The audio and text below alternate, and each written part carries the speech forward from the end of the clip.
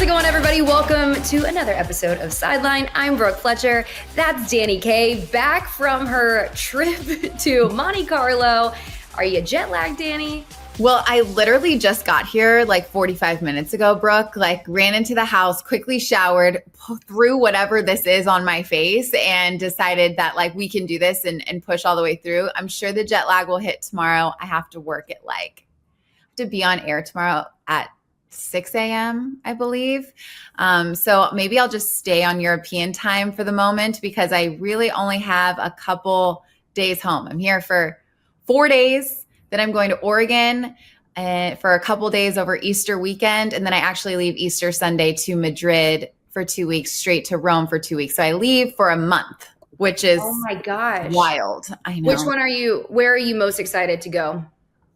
Respectfully to Madrid, I don't love that tournament. I don't love pretty much anything about it. I like the city. I like the food, but we work long hours there. The tournament is not my favorite. Of all the lists of all the places that we go, it's not my favorite. So I'm definitely not looking forward to Madrid, but I'm really looking forward to Rome. Travis is going to come to Rome, so that's going to be very fun for me, at least for the first week. So yeah, it's going to be a very special trip. I'm really looking forward to it. But a month gone is 26 outfits that have to be different on camera. So that is the puzzle piece that I'll be putting together. How do you keep up with all the outfits?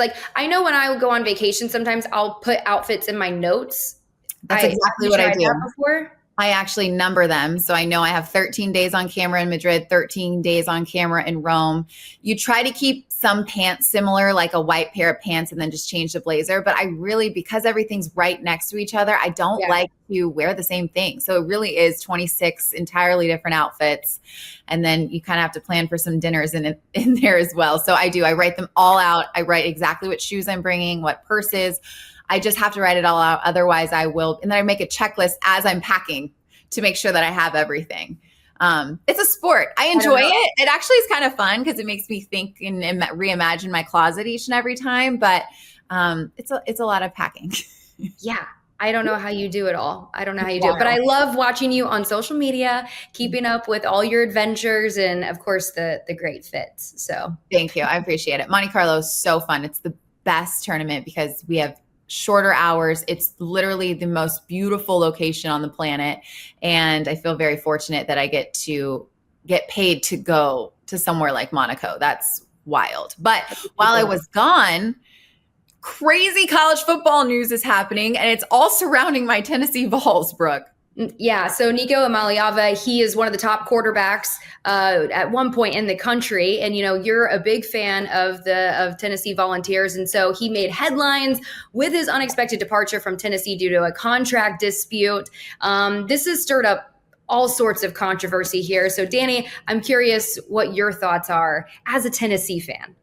Well, first of all, I almost wore a Tennessee jacket for this podcast. One, because of our guest that's coming up, and two, because I'm actually very proud of 𝗵𝗏𝗏 and the head coach's decision. So basically what happened was Iamaleava said that he wanted to hold out for a bigger NIL deal to get more money. He's already getting reportedly $4 million. He wanted to reach somewhere, or he had an $8 million deal, but he's trying to make more than $4 million a year. Reportedly, he wanted around $4 million a year. Yeah. Correct. So he sat out of a practice. Now that's something we typically only see in NFL. If they're in OTA days and they aren't happy with their contracts, they may sit out of practice. This is a college athlete. So we haven't seen this before happen. And the fact that Tennessee's head coach said, nope, you know what? No one player is bigger than our entire university. He can go. We're going to separate ourselves from Iamaleava. He may have been our starting quarterback. We may have to figure things out, but he is not bigger than this program, and he's acting like he's bigger than this program, so we'll let him go. And I almost wore a Tennessee shirt because I appreciated that. I mean, I think you just have to sit back and you're just, as a fan, you're just kind of what is happening to the world of college football and college sports because, why people watch college sports was just the camaraderie and, the culture. And, now it's all about the money. And you're looking around and you're like, who is to blame? Is it the NCAA? Is it, Nico? Is it Tennessee? Is it his representation? It's like people don't know where to pinpoint where the issue stems from. And that's just like the biggest thing. I feel like we're going to continue to see this until we have some sort of resolution, some sort of regulation.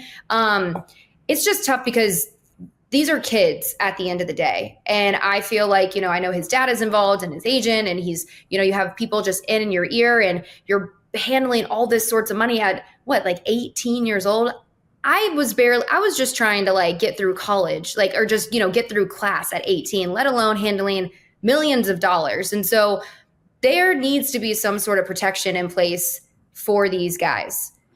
Yeah, there's also been reports coming out that he, along with other teammates, tried to actually sit out of the playoff game from last college football season because they signed their NIL deals for just 12 games. And this was going to be a 13th, potentially a 14th game, and so on and so forth. So they wanted to be compensated for playing more football as a college athlete. Like, this is just insane. And I know at the pro level, you get bonuses when you make the playoffs or you make the postseason. And I understand that rewarding your athletes. Okay, that's fine. But if you're not, what are you even doing playing a sport if you're not in it to win a national title? What are we even doing here? You know what I mean? I feel like the priorities have completely shifted in college sports right now. And it's unfortunate. And I feel like, maybe the pendulum is going to swing back the other way. But I think in order for that to happen, again, somebody has to step in, whether it's schools uniting, whether it's the NCAA, whether it's Congress, or whatever the case may be. Something needs to change. Absolutely. And it's just an insane story. And that actually, we are pretty lucky that we're having the guest on that we have today, because not only does she cover college football extensively, she also has a history of working and covering University of Tennessee games, and she covered University of Tennessee in one of her earlier jobs. So you've definitely seen her on your screen covering everything. I talked about college football, but she covers tennis, college basketball, college baseball, literally you name it. She's probably covered it. She's one of the best in the business. She's a trailblazer for so many women in sports. Kris Budden is joining the show now. Hi, Kris. Well, Kris, we're really excited that you're joining us, and you are always on the move. So where exactly are you coming to us from? I am home for 9 days, and then this is a little bit of my slower time. I'll go to the draft for SiriusXM, and then have 2 more weeks off before the busy summer of softball, baseball, everything else, maybe more tennis down the line. So this is the slow time for me.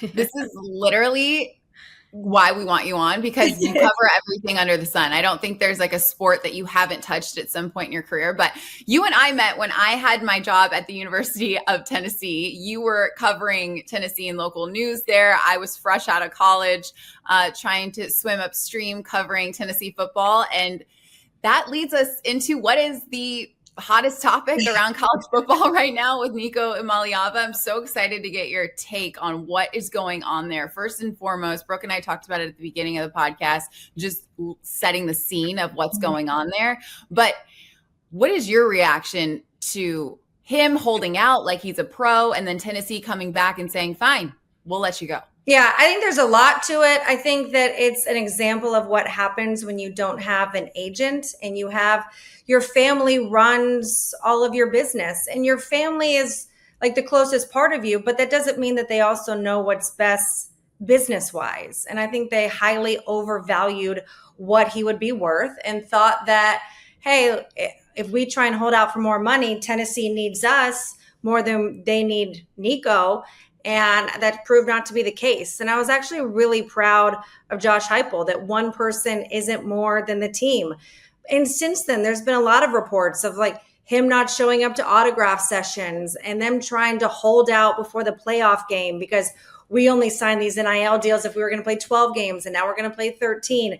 And all of it, honestly, is fairly ridiculous because anytime you see holdouts in the NFL, someone's coming off a Pro Bowl year, a Super Bowl year, a record-breaking year. Nico was good, but not great. You look at his numbers against top 25 teams, he had 4 touchdowns, 3 interceptions. And there's a reason why no one's jumping right now for him. Like there's no state income tax in Tennessee. So 4 million, as you would know very well, Dani, is very different than 4 million in California, if that's where he ends up. So I think there's a lot to it. I also think that there's a bit of an overreaction of people saying this is what college sports is going to be. Had Josh Heupel in Tennessee said yes and gave him the money, then I think that we would all certainly have a reaction. But the fact that he didn't, I think is a sign that these players that think that they hold all the cards don't really understand the business aspect of it still. How do you feel like it's potentially shaped the future relationships between coaches, schools, and players with this new era of NIL? Yeah, and I think a little bit of it has to do with the fact that you've seen these inflation of numbers, particularly over the last 2 weeks, as everyone tries to throw money before this House versus NCAA settlement comes down. So there have been basketball players that are not stars reportedly getting $3.5 million.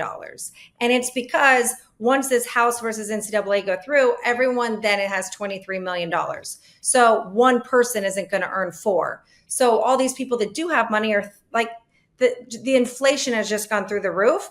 So I do think some of that stabilizes once everyone is working with the same amount of budget and it's spread across all of the sports. You'll still have other NIL deals on the side, but now schools are having to come up with $23 million that they haven't had to on a yearly basis.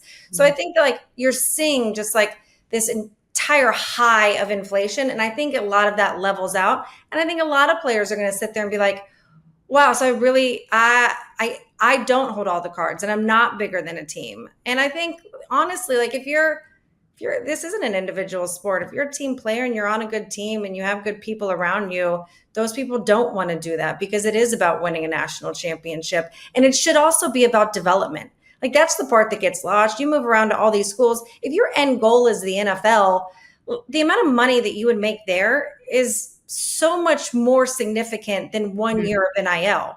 So you're learning new systems every year. You're having new trainers every year. Like you're not developing as you would if you stayed 4 years. And so I hope that like people start to see that as well. And we'll see what happens with the draft. But there have been a lot of articles of scouts coming out saying the development that we're used to seeing in these quarterback classes is not what they used to be. That's not surprising. And it's a good point about the NFL as well, because they're acting like a pro, but once you actually get there and you're having to be a pro, you have to perform. Not to mention, like you talked about different coaches and having to adapt to different schemes, but you also have this responsibility to this organization to perform week in, week out, and your paycheck kind of reflects that. Your bonuses are added in. You have an agent running your business side of it all. It's a lot different than you playing college football. And I think I feel like these athletes in some ways are giving up their adolescence in a lot of ways as well. And they want all the good parts of it, right? But they don't get the bad parts of it. Like you could get traded. Like Jay could get traded. And he has no say in that unless he had a no trade clause. But these players are like, no, I get to say where I go and when I want to leave. And they have no buyouts. If someone wanted to take someone else, they got to pay their buyout. If a coach wants to leave, someone's got to pay their buyout. They just want all the best stuff that comes with NIL and being a pro and not any of the other stuff that comes with it when you really do play for a professional organization. And this part's really small as well, but the part that comes with the NFL is that no one's talking about beyond the money is just the medical side of it all. That if you play for an extended period of time, you're now covered for your life. Yeah. And that's beyond money. That's just taking care of you and your family down the road should any injuries nag at you for extended periods of time. Yeah, that's an entirely different tangent. But do you think that because Iamaleava's situation turned out this way at Tennessee, it will actually give athletes a little bit of pause? Or do you think more people will try to emulate what he did? I deserve more money. I'm going to hold out. Let's just see what happens. Otherwise, I hit the transfer portal. I think if Heupel gave up the money, then people would say, oh, well, he did it. Now I can do it. I think that the fact that this kind of blew up in his face, the fact that he's probably going to go to a school that's not going to be in the same kind of contention that Tennessee is. It doesn't sound like he's going to earn near the amount of money that he was asking for or would already be getting at Tennessee. I think once you see this kind of blow up in his face, then I think that kind of hinders that. I also really hope that it teaches people to have a credible agent, because a good agent would have shopped him around and would have known what his value was before asking for that kind of number. And it makes you wonder, too, if you take a look at the Bryce Underwood situation and a guy that's getting, he is a rarity, right? Number one is recruit is a quarterback. And so you're wondering if he is deserving of the amount of money. But if you're a quarterback that at one point he was in Heisman conversation, you would think that he's like, well, if he's getting all this and he's never stepped foot on a college football field, then I should be worth at least, some of that, or at least the same, right? Yeah, but it's all based on what someone else's needs are, like someone is paying Bryce because that's what they think he's valued at. And Nico was that when he came out. Like, he was the $8 million quarterback that wore the pajamas that everyone was enamored with. And then it's like that he's rode that. And then he ended up, he wasn't the reason Tennessee went to the playoffs last year. Dylan Sampson was the reason. So they way overvalued their stock, and someone's going to pay for whatever they need. But I also there's so many rumors about what players are being paid, and none of it's public record. None of it's actually out in the open. In pros, you know what people make. And you know what that team needed. You know why that was the evaluation. This has become just sort of a free-for-all. And that's why, to me, having a reputable agent and not just relying on what your parents think you're worth. Your parents are always going to think that you're worth more than anyone else is going to think.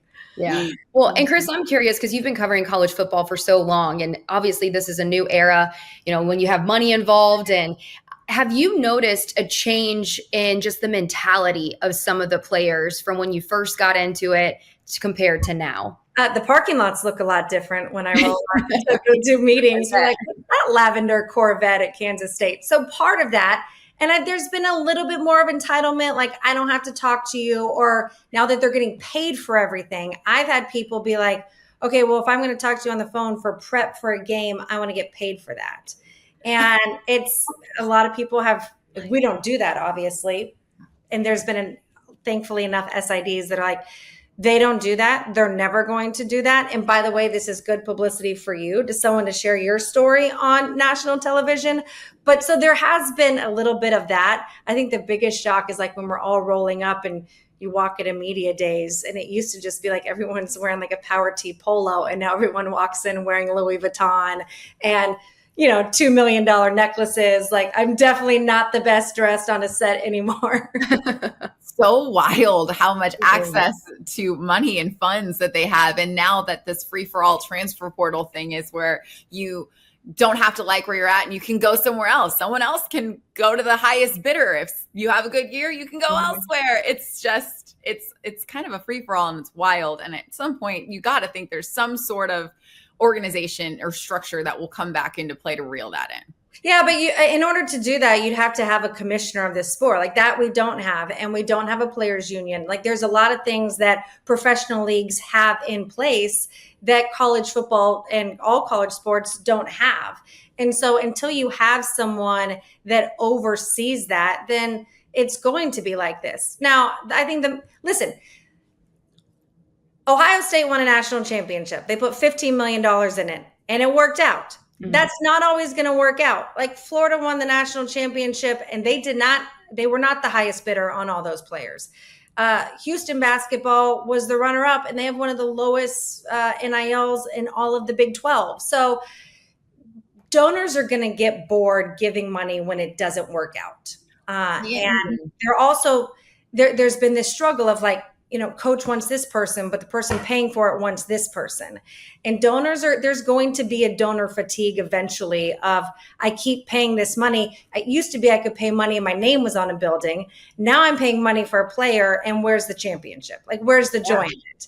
And it worked out for Ohio State, but that's not always the case. Well, it really only works out for one team a year. Yeah. When it's all said and done. But just because you've worked at or near and around University of Tennessee plenty of times, plenty of years throughout your life, and I have too, and we've seen what it's like in Knoxville. So Tennessee is king. Tennessee football is king. How do you think fans in the atmosphere are going to react to what Heupel did? And plus, as the season starts to unravel, if they don't have as successful as the season that maybe they thought they would, do you see fan base going nuts? From everything that I heard, and I'm married to a former Vol who played tennis there, and so our house bleeds a lot of orange, is that they're glad that 𝗏𝗶𝗹 did it. I don't think that people were enamored with Nico's play in the first place, and we'll see what happens if they get somebody else out of the transfer portal to help build that depth. But I think from everything that I've heard, like the roar that 𝗏𝗶𝗹 got getting off the bus to walk into the orange and white game, and everything that I've just heard from social media is that they're proud that 𝗏𝗶𝗹 did this. Because there's also there is an old school generation of Tennessee fans. And so I think for a lot of people, it was like, no, we're not going to let you just hamstring us because you want more money. That's not what this university has been about. It's like the 10 maxims that are in there, I'll give my all for Tennessee. You didn't do that. And that's not what 𝗁𝗏𝗃 was built on. It's not on the 10 maxims when you walk out of the building and you run through that power T. It's a group thing. And I think that Tennessee fans are like, hell yeah, Josh Heupel, we'll support this. We'll see what happens if they start 2-2, but well, isn't that why we all love college football though? Is just the camaraderie, the culture. You have to hold on to that to some extent, in this new era. So I'm glad that he, stood his ground. You'll love this story. So to see a Tennessee game up close, especially at night, is just awesome. It's one of it's top 5 moments that you'll ever see. So I'm walking the sidelines. We're doing a game against Florida. I see Tony Vitello. I see another player that I used to cover with the Padres, Sean Kelly. And he was like, what are you doing here? And I was like, what are you doing here? And he was like, oh, I'm in with my buddy. His buddy is Max Scherzer. Oh, wow. So Max played at Mizzou when I was at Mizzou. And so I introduced myself and we're sitting there. And so he's like, you think some of these professional athletes have seen everything. He's standing next to me when they run out of the tee and they have fireworks going on. And it's it gives you chills. And he's going, this is so cool. And you're just like, yes, this is why we love college sports. It's there's a uniqueness to every different stadium. And there's a passion that's just different from other sports. And the fact that someone like Scherzer was looking around being like, this is so cool. I'm like, yeah, it is. It is. It gives me goosebumps. I am still a Tennessee fan. Since I worked for the university, I was allowed to have somewhat of a allegiance to the team. In fact, they encouraged it. So since leaving there, I'm just happy I got to start my career there because you're right. It was the coolest place ever to watch college football. I'm 1000% biased though, and I will admit that. Yeah. How did you what was the path after I last saw you in Knoxville? Because that was a while ago. And since then you have gone on to do so much. So because it's rare for people to go from local news to where you're at now. It's not a normal path these days. But I've been in local news for 9 years. So I was also I was at Knoxville, this R station that we worked at, WBIR, for 7 years, and had looked around. And it was funny because you think you're going to get a job. I was told I was going to get a job in Boston, and then the owner called and told my agent they didn't like my look. And so then I was devastated. And I had interviewed for Fox to do some NFL sidelines and never heard back. They sent me home earlier on an interview than I was supposed to be there. I got on an earlier flight. I was like, okay, I guess I'm not getting the job. Right. And then 4 months later, they called and they're like, hey, we have an 11-game package. Well, I couldn't do those 11 games and do my job at my local station because then I would miss Tennessee games. And so I was engaged at the time, and my fiance was like, let's take a leap of faith. And I think that that's what people don't realize is this getting into a regional or a national network, they're not just handing out full-time jobs. You have to piece certain things together. And so I was with Fox, and then they paired me with doing the Padres for Fox Sports San Diego. So we went from Knoxville to San Diego, and then was pregnant with my son. And my husband was a tennis coach and got an opportunity to coach at Pepperdine, the women's team there. So I was kind of okay, we went for my job. Let's go for his job. So I was in LA working, still doing some stuff with Fox, paired that with some stuff with the Tennis Channel, which is also where Dani and I got to see each other again, where she now works. And then after that, it was Fox was like, we're not renewing your contract. That was 3 months after I had my son. Oh, no. So, I had luckily had a relationship with some people at ESPN. My agent had a relationship there, and just started on a small football contract, then added basketball, then added baseball. And it's just kind of year by year, just added on a little bit more. I'm so glad that you brought up the leap of faith thing, because I feel like some of the best opportunities that I've gotten were like the scariest things where I'm like, I don't know if I should do this, but it turned out to be the best decision I've ever made. And it's like, sometimes you have to, listen to that little voice and just like, no, just take that. But I mean, was there ever a moment, I mean, you had so many life changes going on, and, this industry can be such a grind. Was there ever a moment where you were just like, you know what? I don't know if I want to do this anymore? No, in part, I don't, that's probably a bad thing. Like I look back on it now and I'm like, what, we did what? Like I left a really good job with the Padres for my husband to go coach tennis. And now I still had to figure out how to make money and be pregnant. And then once my son was 1, we moved to Texas so that I could live a mile from my parents. Cause I was like, this is unsustainable. I was like throwing my kid through TSA so my parents would watch them. And then that was still a leap of faith. Like my husband's going to leave his job. I'm on like a 25 game contract at ESPN. I did the billing at my parents' company to like try and make ends meet and try and get health insurance. And so I look back on it now, I'm like, I'm really glad it all worked out, but I had probably way too much self-confidence in this thing. But this is also what I wanted to do since I was 12. My godfather growing up was the main anchor at the ABC station in Dallas. So I grew up going to a station. I thought I wanted to be a news anchor. That was always the goal, because there weren't very many women in sports when I first started.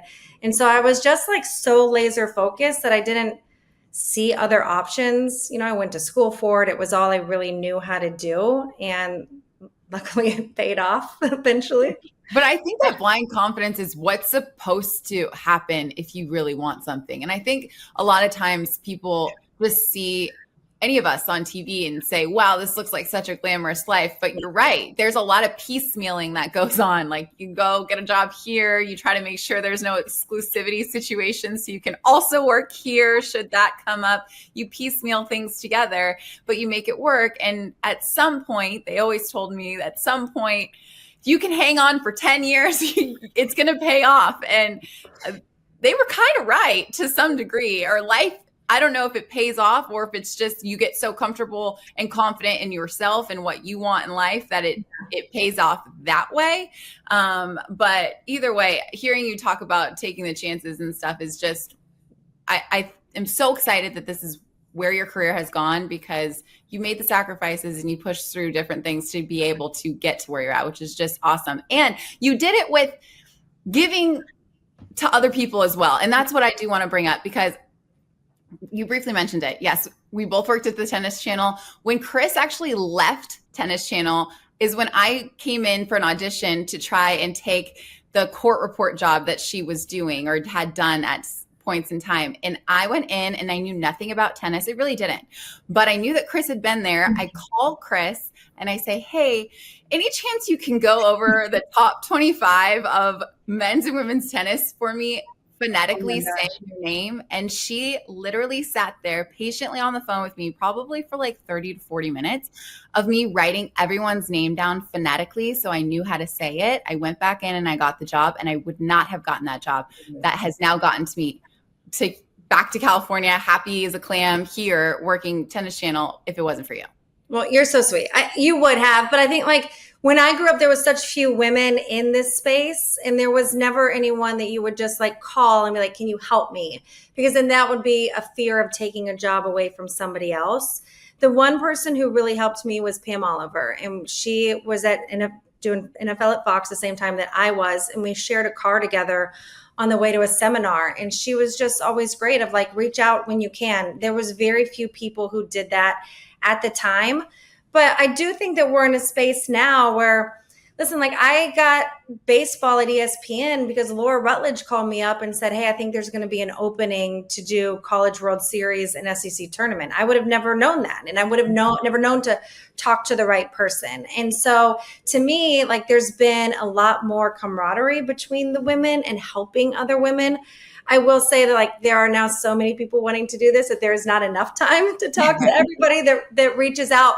But I also think like it's funny because now I watch Dani all the time on the tennis channel, and I've started doing a little of tennis too. And I'm like, okay, I got to watch so that I know now how to pronounce some of these names that come around when I cover Full circle. I love yeah, that. and you crush it. And it's been so fun to watch. And this is the thing that I think people don't realize. Like, you weren't around the game your whole life, you know, but like now you're up there sitting on a desk acting like you've been there your entire life and that you've known these players in the sport your entire life. And I think that that's what people don't realize is like the amount of prep and the amount of hard work that goes into acting like I've been around this game my entire life. I mean, I appreciate that.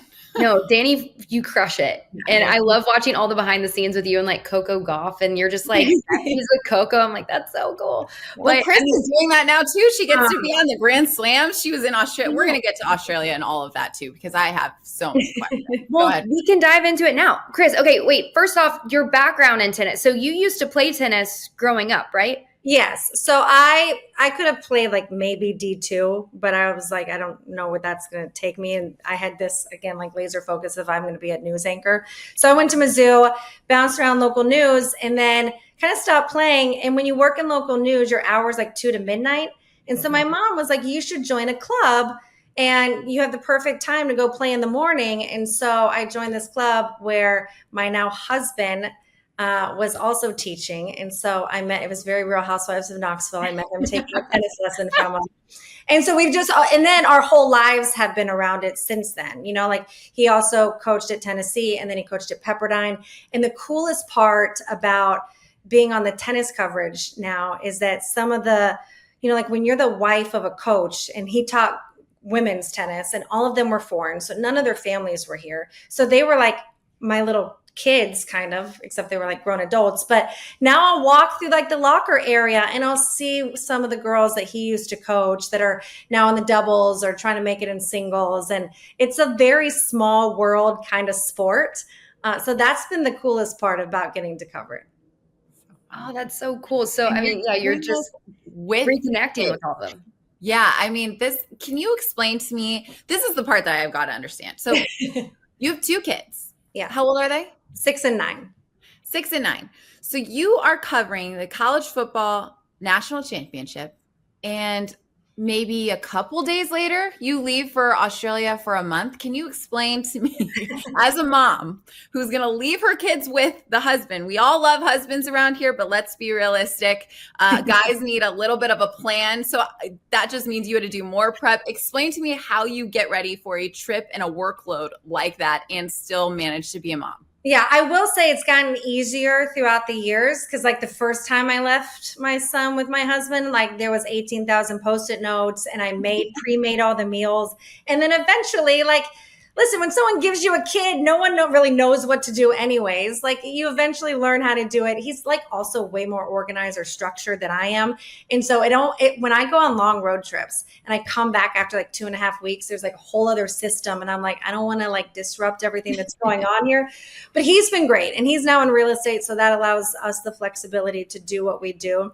Australia was really hard because of the time change.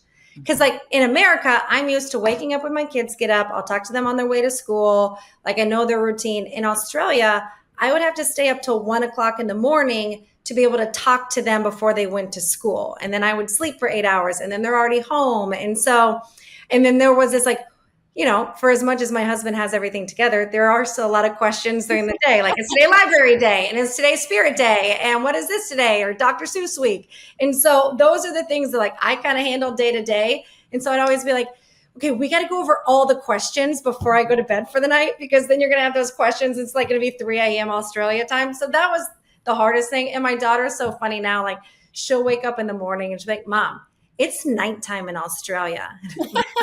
Aww.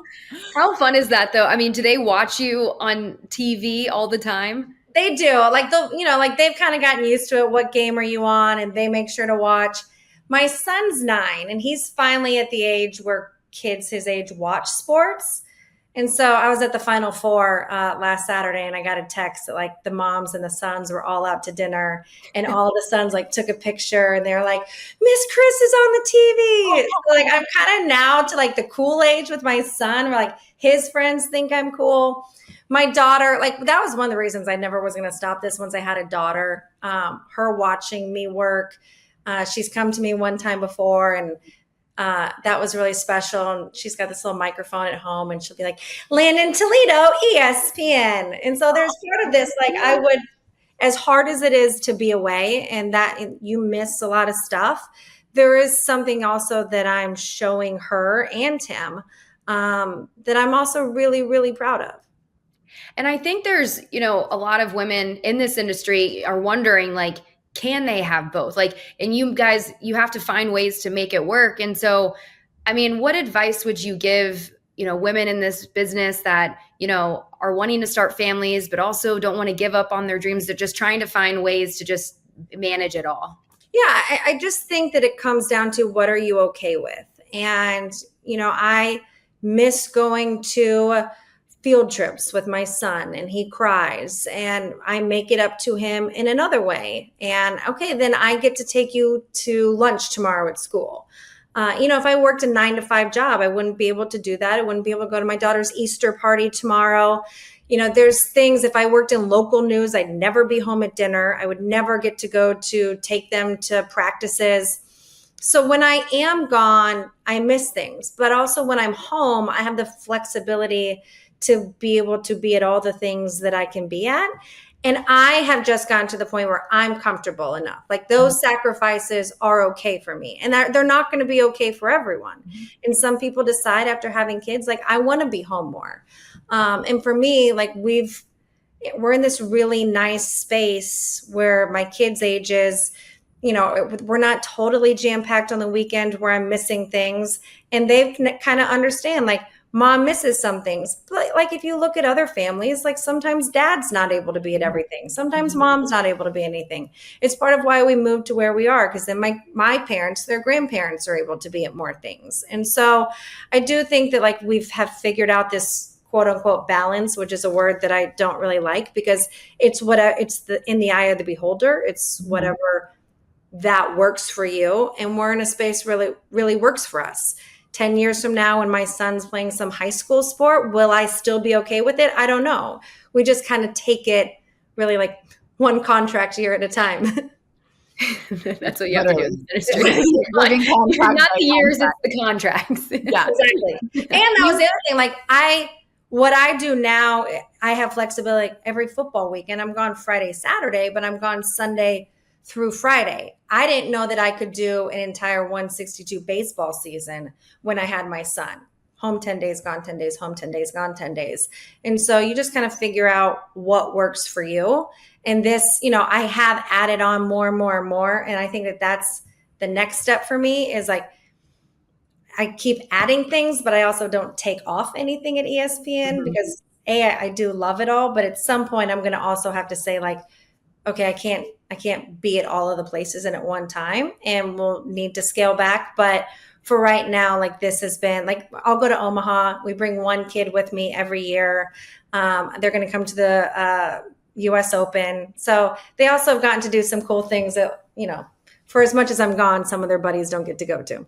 Do you feel like you're living your dream job right now? 100%. Yeah. Like if you had told me this is what my job was going to be, I wouldn't have believed you. Like I wanted to be a sideline reporter. I wanted to host things, but I didn't know how to get there. I didn't know what level I would be. And so even when I was just starting out on like the SEC network, like I was at SEC football games, like that was, and the hard part about this business is it's like, it is a hamster wheel. So you're always striving for the next thing. Mm-hmm. And so I've really tried to be mindful over the last 2 years I try and live by the motto, be where your feet are, of like looking around a place and being like, this is really damn cool where I get to be. And the moment with Madison Keys after the Australian Open, like to me, that was I sat there and I was like, this is literally like if you had told 12-year-old Kris Budden that she'd be interviewing Madison Keys after she won the Australian Open, I'd be like, you're out of your mind. When did it hit you? Did it hit you in that moment, or? Someone said afterward, like we're sitting there and I'm so nervous. Also, like it was a tight match and we only get to do the interview if she wins because we're the American company. And so I was just like, and then she comes in and she was so excited that I wanted to make sure that the questions were right. And it was about her and the emotion. And then she walks off afterwards. And there's this guy named Pete, who's like part of like helps us with all of our interviews. And he was like, what would 12-year-old Kris would have said? And I was like, she would have said, like, you're freaking crazy. That's what I wanted to ask. That's what I'm getting at. Because this is just, I mean. Uh-oh, we lost Dani's From mic. the outside in, it looks like you just needed to add tennis. And now that tennis, you get to do these grand slams as well as college baseball, college softball, college football, college basketball, you name it, you touch it. I was curious if that kind of got you to the point where you were like, wow, look what I did. Yeah. And that was the one that I always also tried to keep getting into. And so like every year I would ask like, hey, I have this background. Can I do this? And we already had this set people that have always done anything. And honestly, the role I do, they just created.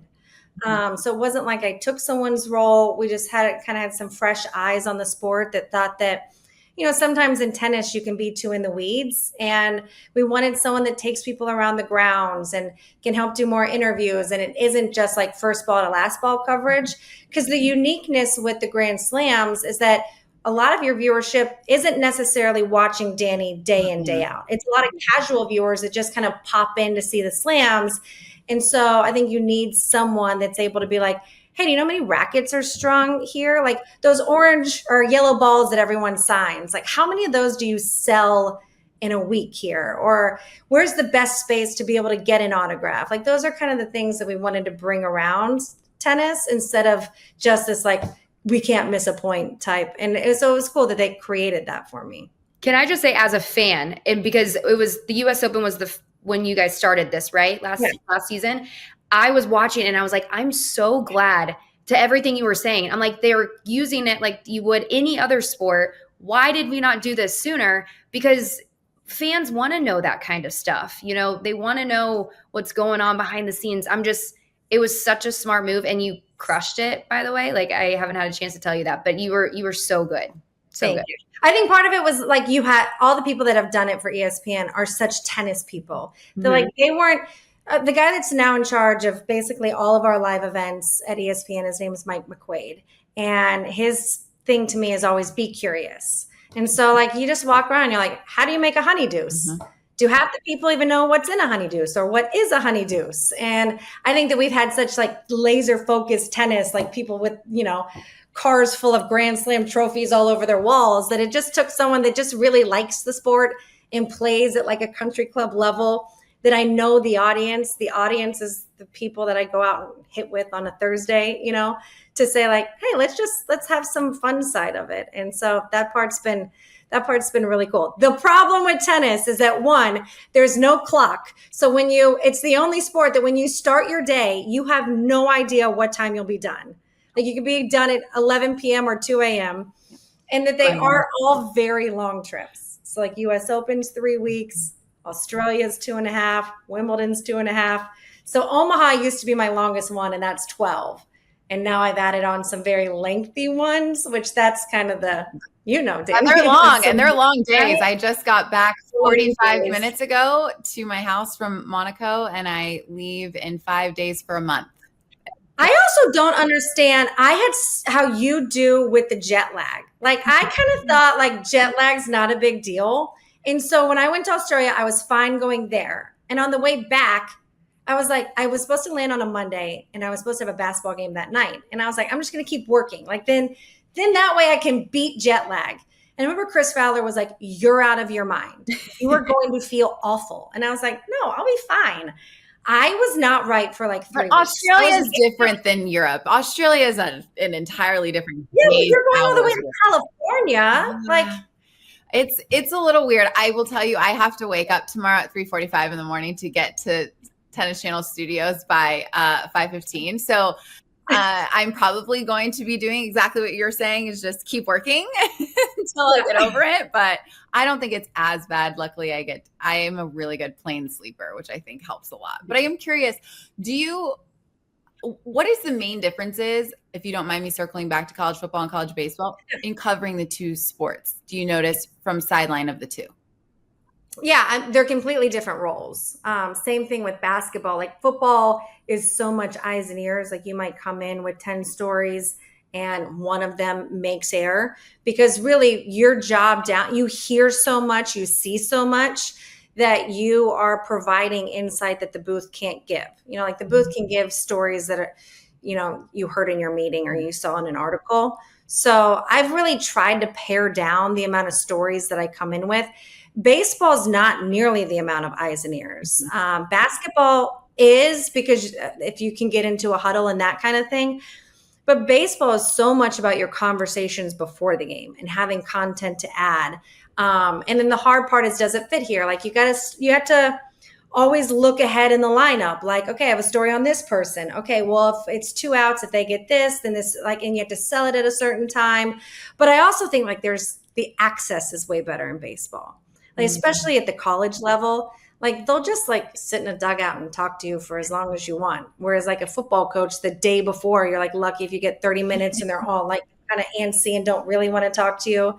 Like college baseball, and most of the coaches have been there since I started covering them in 2019. They'll share all sorts of stories. And then you get to know moms, and they got stories, and girlfriends got stories. And so to me, like, that's why I would never want to give up baseball, is the relationships and the access that you get. Just a way more relaxed environment. Yeah. What is the College World Series like covering? Oh, That's like on my bucket list. Even just to go as a fan, just to experience it, I can't imagine covering. Kris, who's the defending champion? Yes, Tennessee Volunteers, which was very cool to get to cover. It's the best. So to explain how good it is, my dad started coming 5 years ago, and he now has a standing reservation, and he comes every year. Oh. So like he's already got his tickets booked for, and then my husband takes one child every year and the other child goes with my grandparents. And part of it is because Omaha, like the town in general, is just amazing. It's all set up downtown. Everything's walkable. Half the teams are SEC teams, so they come and they tailgate. The fan bases are awesome. It's always packed. It is by far my favorite event that we cover because of the passion of it, because of the way that the town embraces it all, the amount of people that travel for it. It's just, I also love, it's just so different. The commentators and the teams that we broadcast with in baseball, they're just so like down to earth, like salt of the earth humans. They're funny. Baseball, like you can be, we call each other nicknames and we make fun of each other on air. Like you can't really do that as much in a basketball game or a football game as much as you're able to in baseball. I'm curious, when were you the most nervous before an event? Because you've covered so many different things. Oh, good question. Probably the first time I do something for the first time. Like when I did US Open for the first time, I've like, all these people have been around this for so long. And it's more like a nervous for my bosses or my nervous for the people that I'm working with, because I don't want to let them down. Then it is nervous for the people watching me. Because like the irony is like, I hate public speaking. Like I don't think I'm very good at it. I don't like it. Why is that a thing? Because here's what I make jokes or whatever, and I don't like knowing the audience's response to it. Like, I don't want to hear you laugh. I just want to look at a camera. Okay, because when I say that, Kris, people are like, well, aren't you in broadcasting? Don't you talk to a camera? I'm like, it's different. I don't want eyeballs on me. I don't want to know the reaction of the people that I'm speaking to. And so I cannot wait. Actually, the most nervous I ever did was SportsCenter. And I did that last year for the first time, and I was parachuting in, and it is a show that ESPN was built on, the amount of people that have sat in that seat. And it's hard because like I'm doing night SportsCenter and I'm covering the NBA and everything's constantly moving. And I thought I was going to throw up. Like that is as nervous as I've been in a long time. Can you give us more insight into SportsCenter though? Because I don't think people realize how hard of a show that is and how big of a beast it is. Yeah, particularly like the night one, because a lot of the times you're not getting a chance to see highlights before they come out to you. And some of them are 2 and 3 minute long highlights. And then we were also doing the NHL, and I'm like, that's the one sport that I'm like the worst at. I'm like, hopefully they're all Eastern European names, because I kind of can get that from like the tennis angle of it. And it's just like, everything's also constantly moving. So what starts as a rundown is completely changed by the end of it. And so you have to, there's also not there is a prompter, but there's not a prompter, because the cameras are constantly moving, that you're never actually looking at a camera that has a prompter. So you have all these pages of highlights and scripts, and you have an iPad, But like some people are iPad people, some people are paper people. And I was getting all this different, okay, should I section them off by like the A's and the B's and the C's? And I remember 𝗏𝗏𝗃𝗀 being like, no, you need to do it by sport because what will be a B might be in the F's. Like, so it was me like freaking out that I have all these shot sheets everywhere. And then they would just be like, okay, we're going to come back with, A's and Giants. And you're like, is my A's and Giants like, that was the hardest thing that I don't think people realize is it's not just stuff coming up in a prompter because that camera might be shooting some graphic on another wall. Mm-hmm. And then I would be too nervous to use the iPad because I'm like, what if it doesn't load? I feel that. I've used the iPad, but I get so scared. And the iPad has frozen up on me a few times and you're like SOL on camera. Yeah. Like, the worst.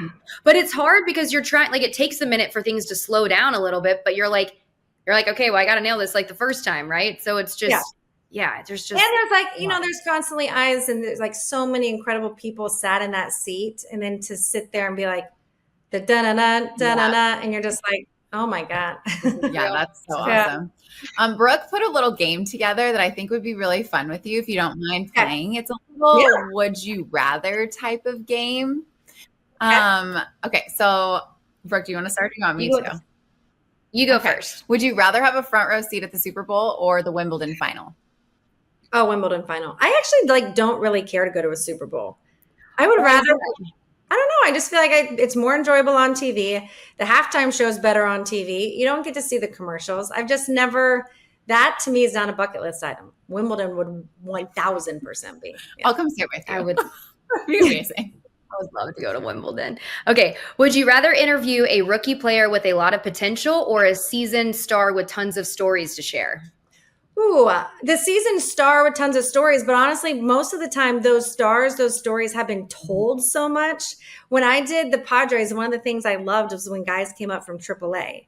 Because then it's like you get to share all this new stuff that no one's told. And to me, like that's why I try and do as a reporter is find the stories that no one's told. I find it really hard to try and get things out of players that have been around for 10 years because it's like everyone knows everything about you. And they've already said the main things that they want everybody to know at this point anyways. That makes total sense. Would you rather cover a live sporting event in a freezing cold stadium or a very sweltering hot arena? Very sweltering hot. Really? I mean, I grew up in Georgia and Texas. So yes, rather than go to like Pullman, Washington in November and have like paper bags wrapped around your feet that then are in socks that then are in boots. No, I hate the cold. I will take heat any day. Okay. Can you relate to this when because you've covered cold games like in the Midwest and stuff, it does something to your brain sometimes where you're so fixated on how cold it is and then your mouth doesn't move. Your mouth is frozen. And I'm like, I'm trying to make words, but like all the muscles in my mouth are frozen shut. And then like you wake up the next day and you're like, your body aches because you're just like so tense. I would much rather. I remember taking baths after I'd come home from Rams games that were in the cold, like Baltimore. I'd be like, did I just run a marathon? Because I swear I just stood there. I swear I did nothing. Stand. Well, and then I'll do a hit sometimes. I'm like, what did I just say? I'm like, did that come out? Or like, did people think I'm okay? Like, I'm fine. I promise. I just can't feel my face. Yeah. No, I would do the hot as well. Okay. Would you rather be on the sideline for a buzzer beater in basketball or a walk-off home run in baseball? Buzzer beater in basketball, because especially in college, then they rush the court and some people don't like it. I love that moment. The walk-off takes a while because then they got to come around. Also on a walk-off, the whole Gatorade dumping thing was a big thing. It probably still is when I was with the Padres. And so then you're getting crushed and then you got to catch a flight and now you're all wet. So I would way rather be buzzer beater than a walk-off. The last one we have for you is, would you rather break a huge sports story or report on a game-winning moment that everyone's talking about? Report on a game-winning moment. Being like the Pete Thamel or, Woj was never a thing for me. Being able to share someone's story that people don't know, bring the human side is the whole actual reason I got into sports. Mm-hmm. In news, I was like, I'm going to be standing outside of a fire. I take my work home with me. I wanted to be able to share the human side of people. And sports allowed me to do that. So that's what I would way rather do. This has been so fun.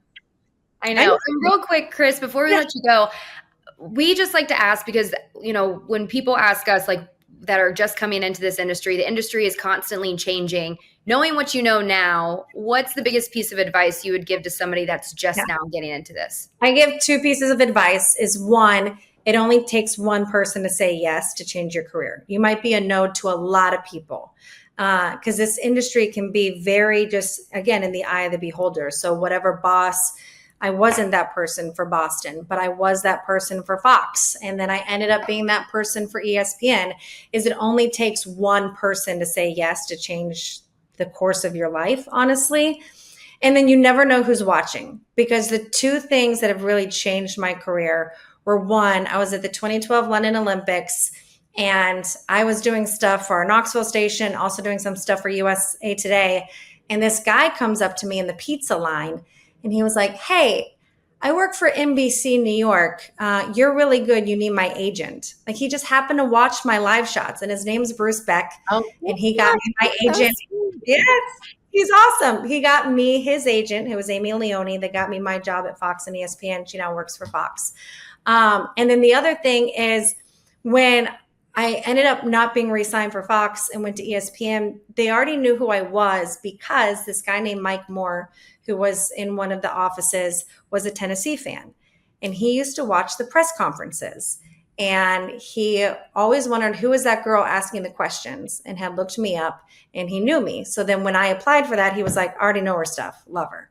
So like, you would never think that like me asking Derek Dooley questions was going to find some way at ESPN. But like, honestly, you never know who's sitting in a press room, who's watching you from 10 meters away, that likes your work and can say enough good things about you, get you to where you are. It's great. That's great, especially in a press conference, right? Like, you're not even thinking about that. That's really good advice. That's awesome. Yeah. Kris, thanks so much for hanging out with us. We really appreciate it. Where are you off to next? I know you said you had a 9-day break, but where are you going? The draft. So I also do work for SiriusXM Radio. So we will be at the draft, and it's really fun because we just get to do it live at a bar. Are you going to be with our girl, Nicole Auerbach? No, she won't be there. No, it's going to be, me, 𝗂𝗂𝗃𝗃 and EJ Manuel. And it's a lot of fun, and it's super casual. And so, I've also never been to Green Bay. So at least I get to check it out. It's so much fun. Was it? Yeah, okay, it's an atmosphere. It's definitely fun. Yeah. Thank you. This has been so fun. I love you girls both, and I admire your work. And I've obviously known Dani since she was, what were you at Tennessee? 22? 22? Yeah, 22, I think. So I'm 34 now, Kris. So that means we've had a 12-year relationship. Yeah. Oh, funny story. So covering Bruce Pearl at the Final Four, after they lose, he was like telling someone, he puts his arm around me and he's like, "I've known this girl since she was a baby reporter, carrying her own camera before she had kids, before she was married." And I was like, "Bruce, this just means that we're old." Stuff. You're not old, you're wise. You're wise. Exactly. Thank you. Appreciate it.